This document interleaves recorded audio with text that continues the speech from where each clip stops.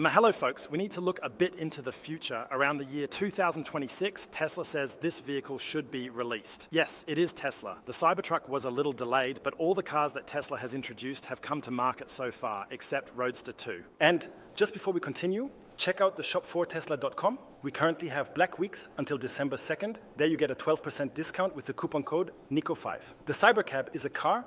So the biggest feature is simply that we don't see a steering wheel in this vehicle. It's a two-seater, which is also special, but it is not a prototype like from other manufacturers where the exterior can somehow change, drones take off from the back. No, it's actually, as you'll notice throughout this video, quite a solid car, which will obviously break many boundaries. So making a car without a steering wheel, how is that supposed to drive? Who is supposed to control it? This vehicle, as it stands here, was already at the Warner Brothers studios in Los Angeles a few months ago when the Cybercab was unveiled. So there was a big event, and this vehicle has already transported thousands of passengers. You could get in, just like I'm doing now, and then you could select your destination on this truly gigantic screen. Simply choose your destination, and then the thing sets off. And that's ultimately the future. This is how Tesla envisions autonomous driving in the future. However, it should be noted that the technology installed in this vehicle, for Tesla enthusiasts who will know, we see it in this vehicle. This is a camera for the B-pillar.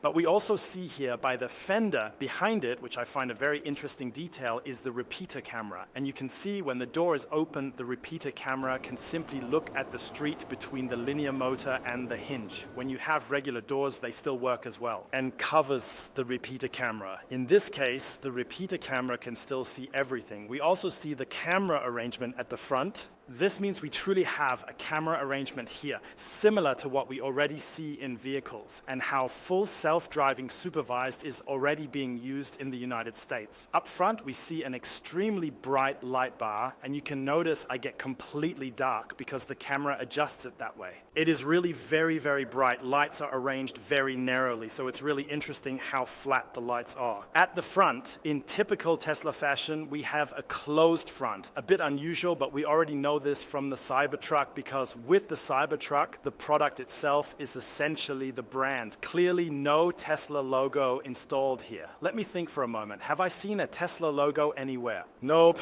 not even inside the cabin, and also no Tesla logo on the back. So they are taking the same approach as with the Cybertruck, which is truly iconic to the nth degree. You can immediately recognize it and know that it's something special, and most will know it belongs to Tesla. There is currently no front trunk under the hood here. But of course, one must note that this is a prototype and a few things might still change. So it might be that a front trunk will be added here. I've already heard a lot of criticism about the doors. If we move on and think about my garage at home, for example, that wouldn't work. So if I'm standing here with my Model S, then the wall is about here and the door would hit it. Of course, you can argue differently and say, yeah, Nico, you just get out beforehand and the car drives in by itself, or the car drops you off at home and then sets off to transport other people from point A to point B if you want that. But on the other hand, you have to say it's not that simple. It's really practical when the door opens like this. Now let me get into the car for you. So now I'm sitting inside. It's really pleasant and it's such a strange feeling. I'm sitting on the left side. We are not in the United Kingdom where the steering wheel is on the right. No, I don't have a steering wheel here. I also don't have pedals. It's quite comfortable to be able to rest your foot like this. And then you have this huge display.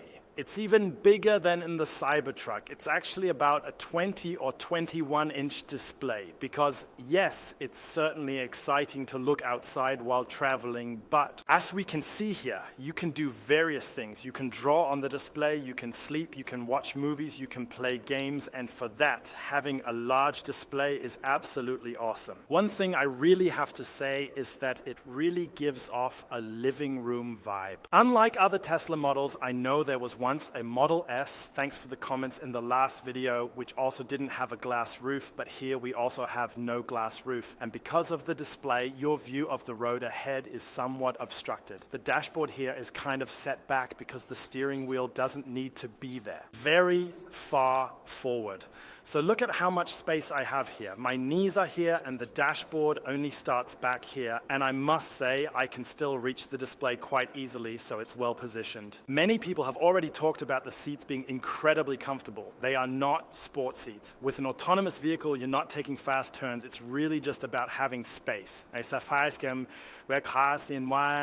To travel comfortably from point A to point B, and for that, you need comfortable seats. I can sit here well. The car has a small bulge in the area where the heads are, which seems to be a microphone. There's also a light up front. There are cup holders here and a USB-C port at the front. What is currently missing is an inductive charging surface. I think that's a good idea. I believe it's not in here either, so what all Tesla models usually have, a wireless charging pad in the front, is missing here, but instead, they have developed something else here. Really unbelievable legroom and also a completely flat floor. We can also see from the arrangement of the cup holders that the car is overall a bit narrower, or rather the seats are. It also feels a bit wider as the cup holders are arranged one behind the other and not side by side, like in the Model Y or Model 3. It's also absolutely unusual that there is no rear view mirror here and there's no window either, because ultimately the driver, or rather just the passenger now, doesn't have the task of looking back anymore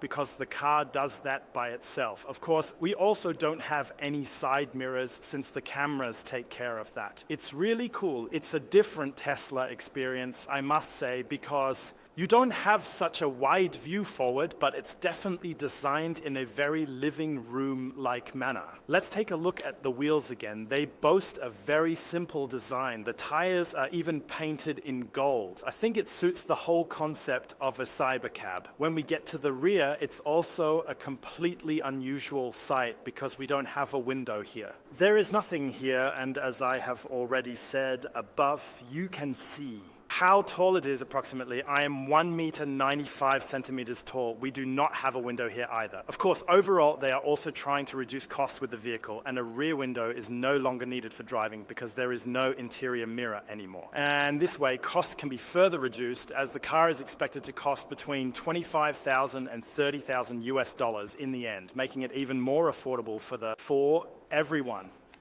Something else I find interesting is the red light bar we see here at the back. This light bar is actually just a reflection. The actual light is situated up here and shines down onto this angled surface. And here you can see the trunk. You can see a relatively large storage area. I'm not going to climb in there, but I'm pretty sure I would fit. You can definitely fit quite a few suitcases in here. Here, once again, are the brake lights. Underneath is ultimately an inductive charging surface, as the car does not have a charging port like the Tesla Model Y or Model 3. The Cybercab will charge completely inductively, which makes this mechanical connection entirely unnecessary, so you no longer need to be there. Does not have to plug in a cable.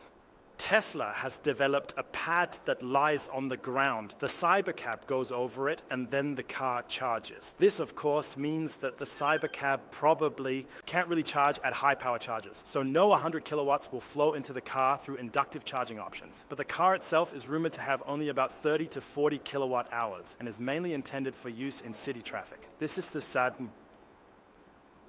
the first Tesla that functions so well, which has a frame around the window, whereas Tesla windows are usually frameless. With the Cybercab, they do have frames. So folks, this is the Cybercab. It's a glimpse into the future. I think the design is incredibly iconic, and it doesn't go too far. Like with the Cybertruck, you could really say, okay, maybe that's a bit too much. Some might really not like it at all, but I think it's a very good middle ground. Many will probably love it because it's just so clean. We have a true teardrop shape if we look at how it's structured here. The rear also slopes down very steeply, though of course the hatch is open right now, but it works. But yes, we have a very efficient shape that slopes downwards at the front and is quite narrow at the bottom. It's quite narrow.